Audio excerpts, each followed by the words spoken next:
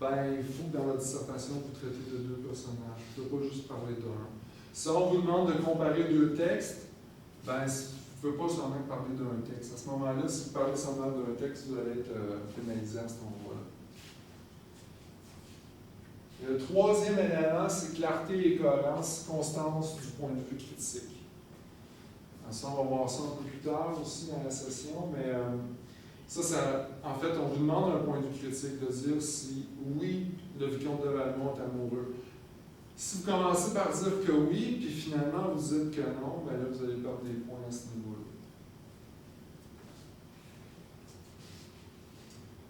Le deuxième élément, c'est l'argumentation. Donc, en premier, valeur des arguments en relation avec le sujet de rédaction ou le point de vue de l'élève et leur cohérence. Donc, on vous demande d'avoir un point de vue critique, il va falloir le défendre avec des arguments, tout simplement. Donc, je peux vous dire, c'est absolument bien réussi, ça, l'argument. Pertinence des illustrations ou des preuves. Si vous faites des citations vraiment trop longues, et vous parlez juste de quelques mots dans votre citation, ça va être considéré comme étant non pertinent, votre citation. Des fois, les étudiants, je crois qu'ils se mélangent dans leur plan, dans leurs affaires, puis ils mettent la mauvaise citation au mauvais argument. Des choses qui arrivent. Efficacité des explications. Ça, c'est qu'en fait, pour chaque preuve que vous allez présenter, il va falloir expliquer en quoi c'est une preuve qui supporte votre argument. Donc, à ce moment-là, sur l'efficacité de l'explication. Le troisième élément, compréhension et connaissance littéraire. Le premier élément de ça, c'est la compréhension juste des textes littéraires. Là, je vais vous avertir tout de suite que ça, c'est quelque chose qui est rarement pénalisé, mais par exemple, il y a des étudiants qui vont mal comprendre ce qui se passe dans leur extrait, puis ils vont voir toute une partie de développement qui n'a pas rapport, parce qu'ils ont mal compris le texte. La justesse et la pertinence des connaissances littéraires formelles, ça, c'est tout ce qui concerne la relation entre le fond et la forme. Et puis, la justesse et pertinence des connaissances littéraires générales. Bon.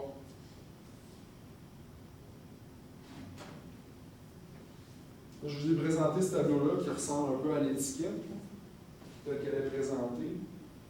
Nous, à la preuve uniforme, ce qu'on fait, c'est lorsqu'on lit votre texte, on tient compte de cet élément-là.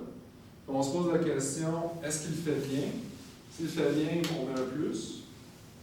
Si parfois l'étudiant le fait bien, parfois il fait moins bien, on met un plus ou moins. Et on va mettre un moins si c'est complètement pourri. Si jamais l'étudiant fait correctement, là, on va mettre un moins. Donc un plus, ça vaut 2 points. Un plus ou moins, ça vaut 1 point. Puis un moins, ça vaut pas de point. Donc, pour chaque élément, on fait l'évaluation. Et puis, comme vous voyez, il y a un maximum de points que vous pouvez obtenir de 18. Il y a 9 éléments dans le critère 1. Il y a un maximum de 18 points que vous pouvez obtenir si vous avez le plus partout.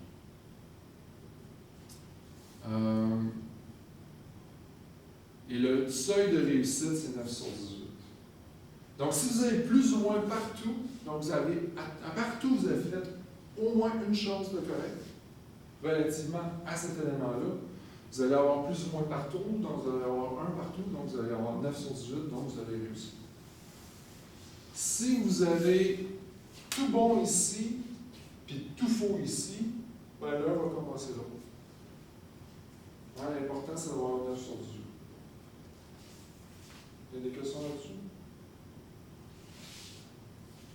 Le premier sous-critère en 2013 a été échoué seulement par 0,9% des étudiants.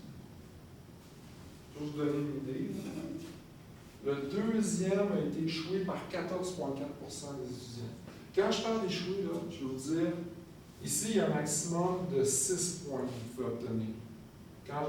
Il y a 0,9% des étudiants qui n'ont pas réussi à obtenir 3 points.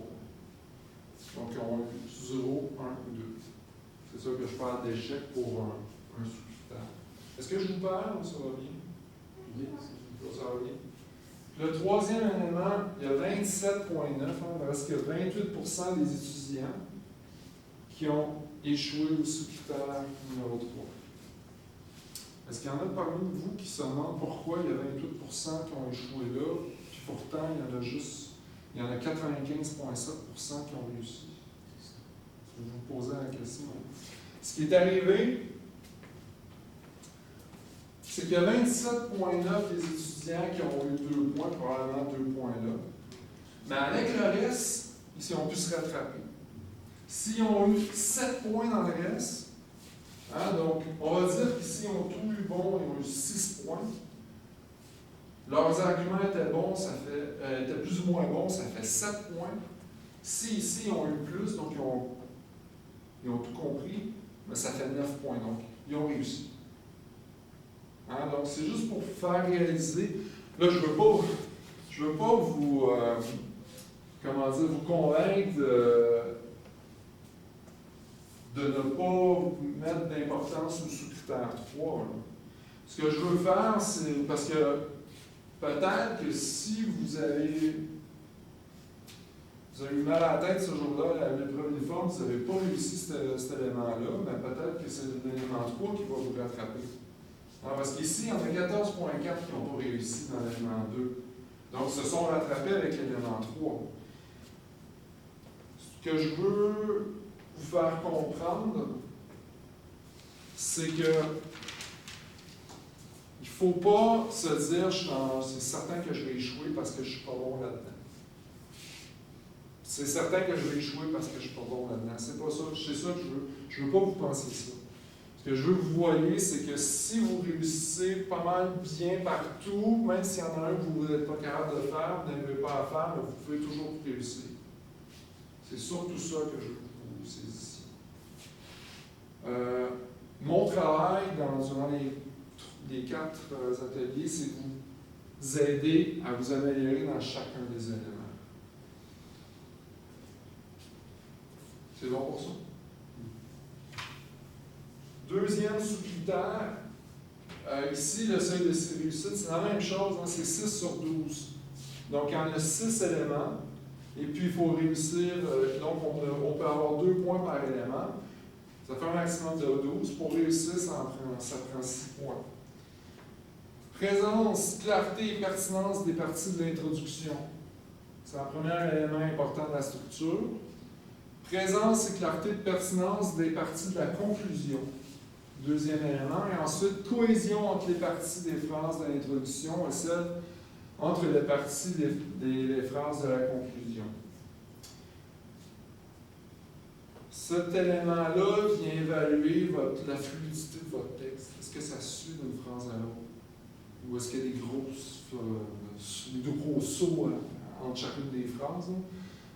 Souvent, des marqueurs de relation vont vous aider à faire le saut entre les phrases. Le sous-critère numéro 5, le premier élément, c'est la structure du développement. Donc, vous allez avoir une introduction, une conclusion, entre les deux, vous allez avoir un développement. Comment vous l'avez structuré, c'est là que ça va être évalué. En 5.2, la construction des paragraphes. Et 5.3, enchaînement des idées, donc du développement. Donc ça, c'est ce qui est lié à la structure. S'il y a des choses que vous ne connaissez pas là-dedans, faites-vous-en pas, on va voir ça plus tard. Cette partie-là, on va voir ça durant l'atelier numéro 2 et 3. Le critère numéro 2.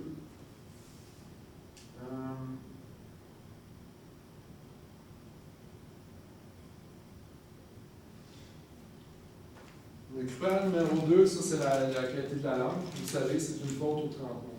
En fait, on dit souvent que l'épreuve uniforme, c'est un maximum de 30 fautes auxquelles on a droit. C'est plus ou moins vrai. C'est une faute aux 30 mots. Donc, si on nous demande de faire un texte de 900 mots, faites le calcul, ça vous donne droit à 30 mots pour une faute aux 30 mots. 30 fautes pour 30 fois 30 fait 900. ce qui est important de réaliser, c'est que si vous écrivez 1800 mots, vous avez le droit à 60 fautes. Si vous en écrivez 800 mots, vous avez le droit à 27 fautes. Donc, ça va s'ajuster comme ça. Bien évidemment, si vous écrivez 1800 mots, ça va être long à réviser.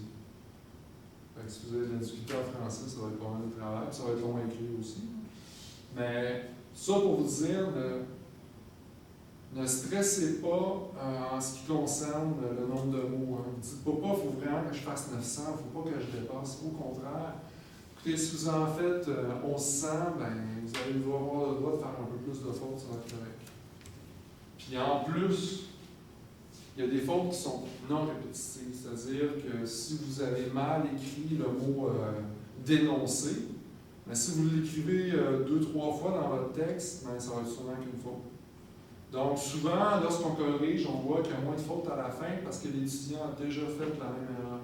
Si vous faites une erreur de ponctuation, relativement au marqueur de relation, par exemple, on va vous pénaliser une fois. Donc, à la fin du texte, on ne pénalisera plus. Donc, souvent, il y a moins de fautes à la fin des textes. Donc, premier élément, emploi de vocabulaire précis approprié à la situation de communication. Hein, c'est vraiment, on va pénaliser les anglicismes, par exemple, les barbarismes, les mots qui ne sont pas des mots. Variété du vocabulaire et richesse de l'expression.